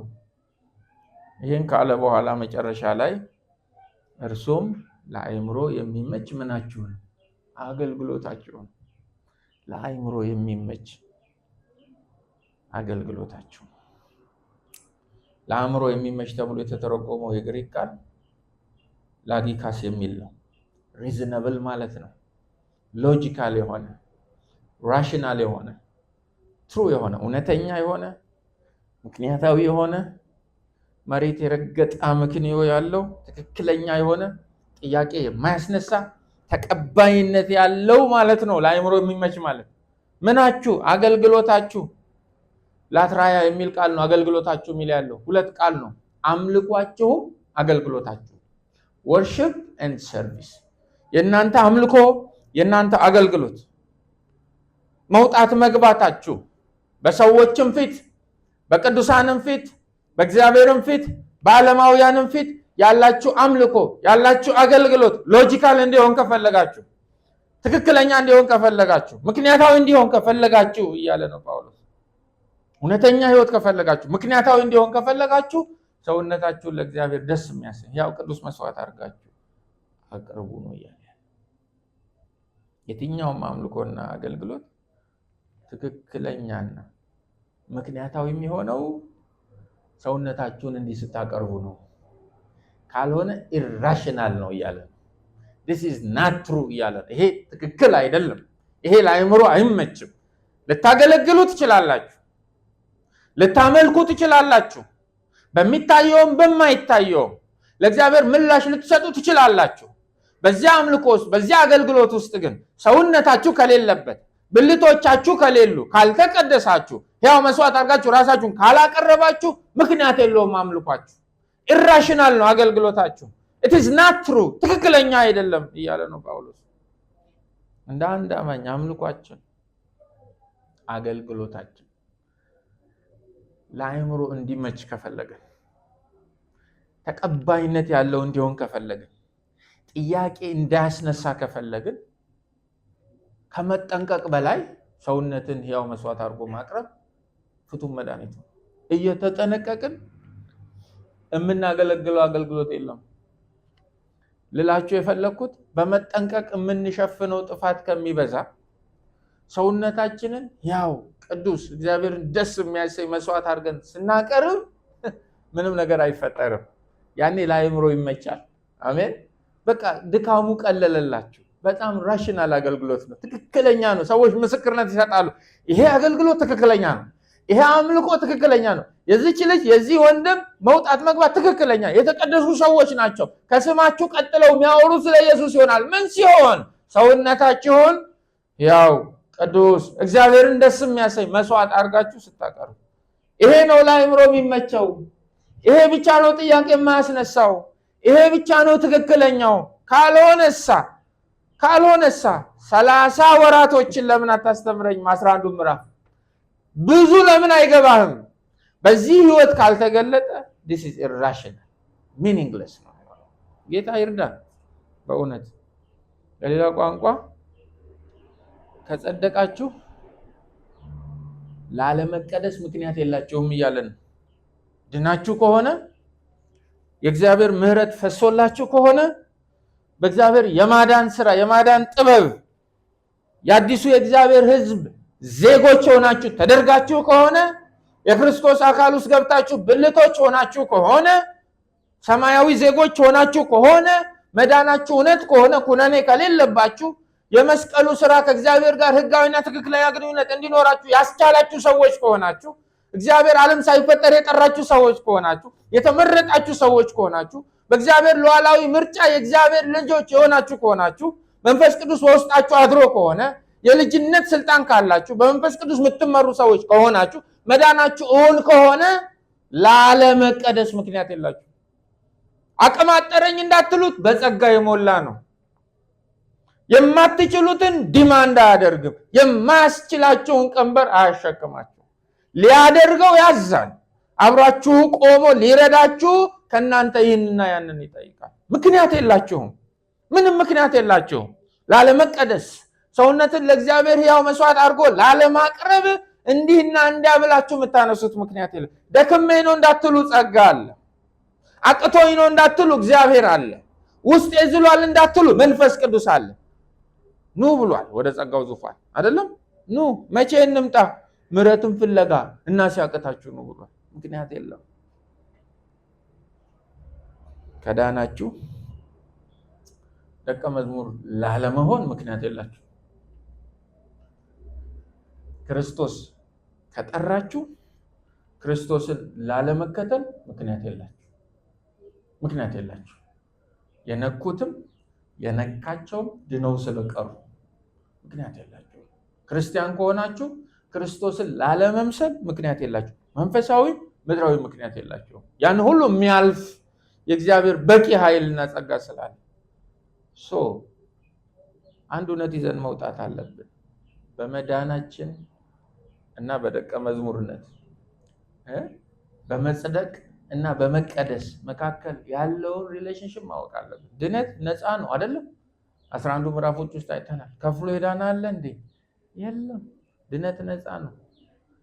ደቀ መዝሙርነት ግን ዋጋ ያስከፍላል። ይሄ መታወቅ አለበት። መዳን መጽደቅ የአንድ ቀን ውሳኔ ነው። ሁሌ አይደለም ለመጽደቅ የምንወስነው። ያቺ ቀን የተባረከች ትሆን፣ እግዚአብሔር ልባችንን የወረሰበት ቀን። ድነት የአንድ ቀን ውሳኔ ነው። ደቀ መዝሙርነት መቀደስ ግን የዕለት ዕለት ውሳኔ ነው። ሁሌ ነው የምንወስነው ጌታን ለመምሰል። ሁሌ ድነት ውስጥ መጽደቅ ውስጥ መስቀል የተሸከመው ማን ነው? ኢየሱስ። ድነት ውስጥ እኛ የተሸከምነው መስቀል የለም፣ የምንሸከመው መስቀል የለም።